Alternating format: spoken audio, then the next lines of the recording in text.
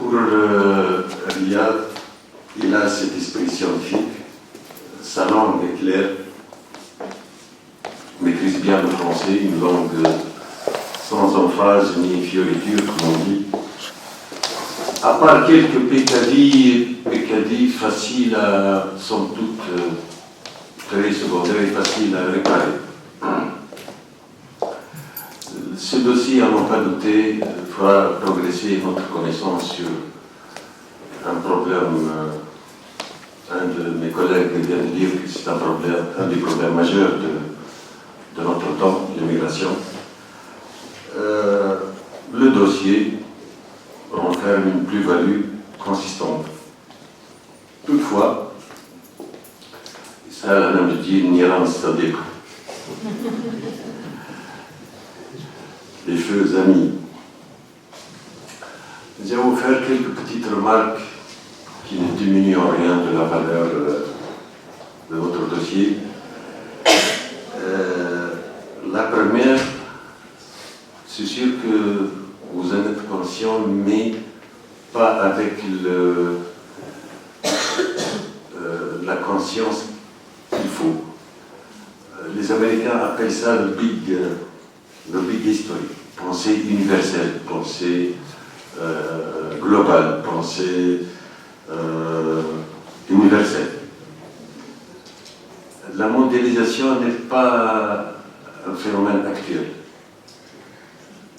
Moi, avec Samir Amin, il a trouvé ça correct. Je considère que la mondialisation actuelle que nous vivons à la suite de l'effondrement du bloc soviétique, à la suite de la troisième grande révolution technologique qui est la révolution numérique, le printemps arabe entre guillemets, la révolution du robotique. Mais la mondialisation a commencé très tôt dans l'histoire de l'humanité. Nous avons un seul ancêtre, c'est lui-ci, l'Éthiopienne, puis le Tchadien Tomé, 7 millions d'années, je crois. Et beaucoup d'historiens philous qui parlent actuellement du droit de retour. Il n'y a pas que les Palestiniens qui réclament du droit de retour. Ils disent, puisque nous avons un seul ancêtre comme en Afrique, donc nous avons le droit de retourner dans notre pays d'origine. Donc il n'y a plus ni colonisation ni quoi que ce soit. La mondialisation, les historiens ont découvert qu'il y a eu découverte du feu concomitamment dans tous les lieux de la planète. Puis, déjà, le grand historien Fernand Braudel, que vous connaissez si bien que moi, parlait à partir du XVIe siècle, avec la naissance du mode de production capitaliste, il parlait du commerce monde. Avant le XVIe, il y avait la route de la soie, qu'on essaie de réhabiliter, les Chinois essaient de réhabiliter maintenant. Il y avait la route de l'or, qui passait par notre pays, entre autres.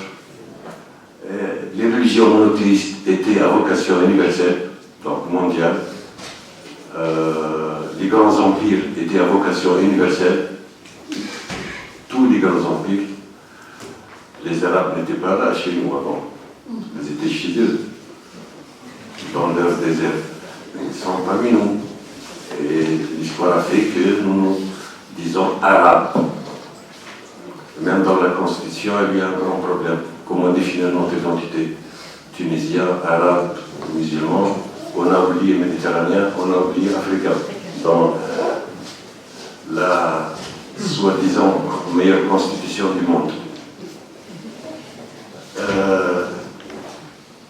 Pour la mondialisation, il y a ce qu'on appelle l'effet systémique. L'effondrement d'une banque au Mexique peut provoquer l'effondrement de tout le système mondial. C'est un peu la crise de 2008. Mais il y a aussi l'effet papillon. L'infiniment petit peut faire craquer l'infiniment grand.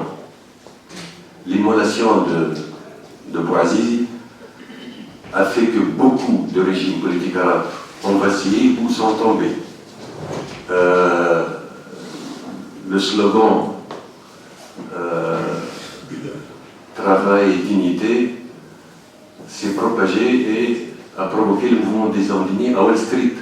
À Wall Street, c'est dire que les notions de temps et d'espace ont une nouvelle connotation avec la mondialisation que nous vivons actuellement. Au XIXe siècle, l'ouvrier avait un patron visible. Maintenant, le patron n'est plus visible. Ce sont des multinationales, il est abstrait, il est anonyme, il est délocalisé.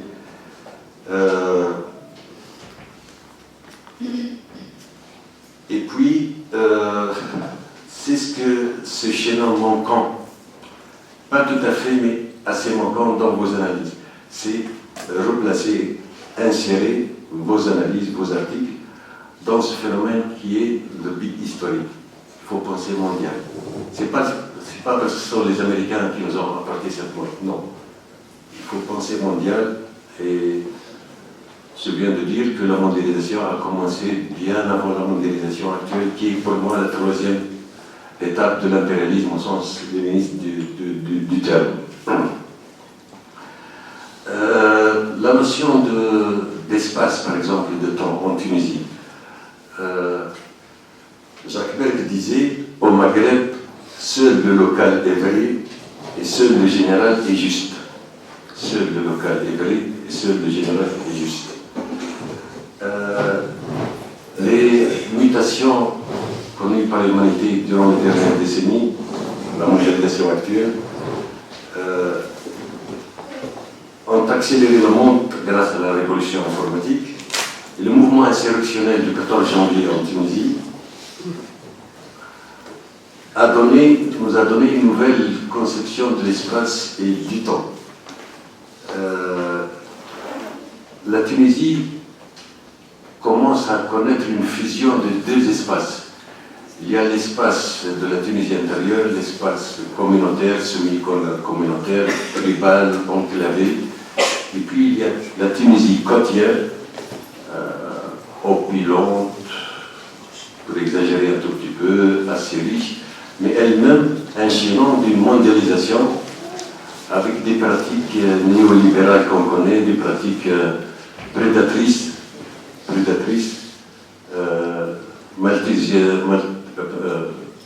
plutôt darwinistes. C'est ce qu'on appelle le néolibéralisme sauvage actuellement. Et ce que les forces vives de la nation tunisienne exigent, c'est qu'il y ait une reformulation de l'espace tunisien. La création d'un modèle de développement néospécial qui désenclave les régions d'intérieur et forme un tout avec des chances égales pour tout le monde. J'ai une deuxième petite remarque. Vous avez évoqué la notion de frontière, elle est fondamentale dans vos analyses. Je vous recommande le livre de Rhys Debré sur l'éloge des frontières.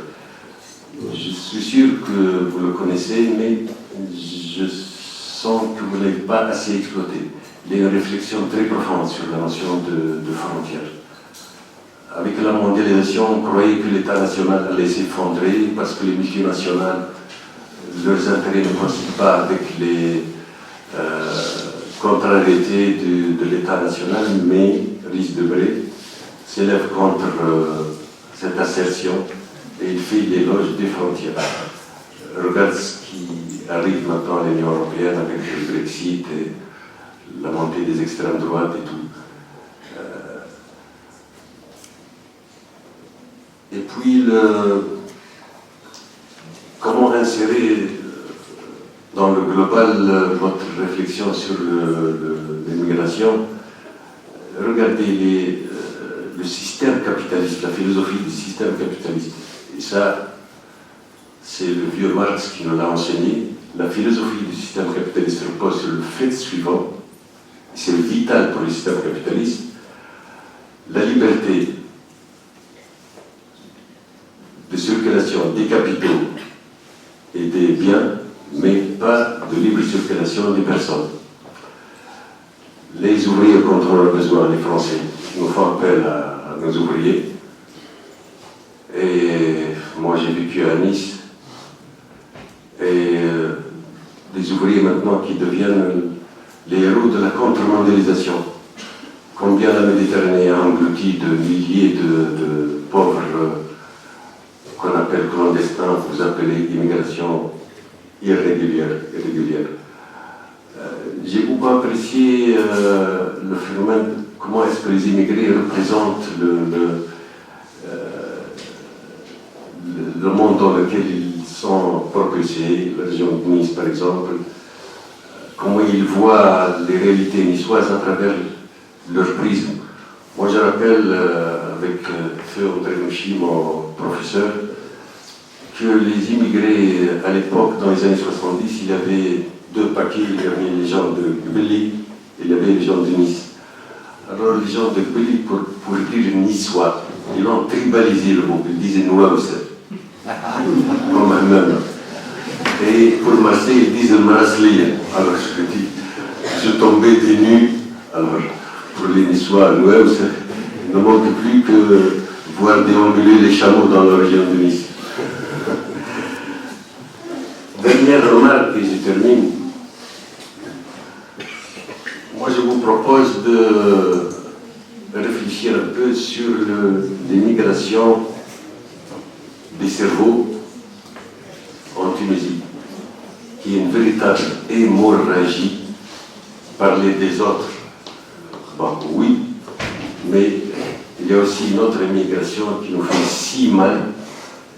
93 000 scientifiques de haut niveau ont quitté le pays depuis 2011.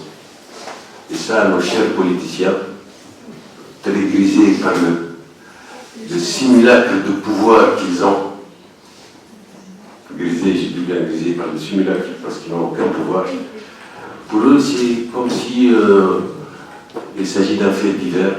Or, ce n'est pas un fait divers, c'est très grave. Combien de pays dépensent d'argent pour former un médecin, un chirurgien, un scientifique de haut niveau. Et voilà, les pays, outre la gauche chamalier qui est dans notre doute, les accueillent et les recueillent comme ça. Et même dans pour parler avec les Européens, cet argument-là, on n'a pas monnayé comme il faut. Comme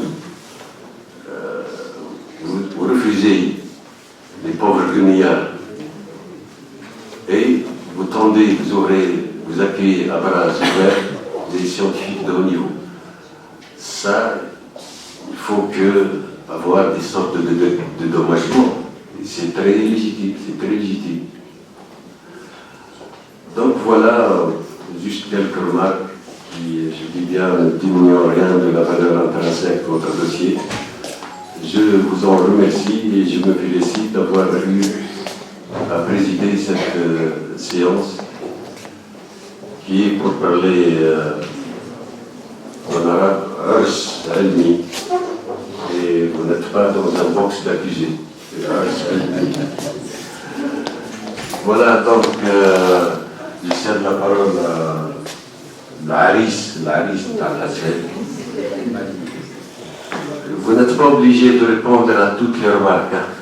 Vous choisirez ce que vous voudrez.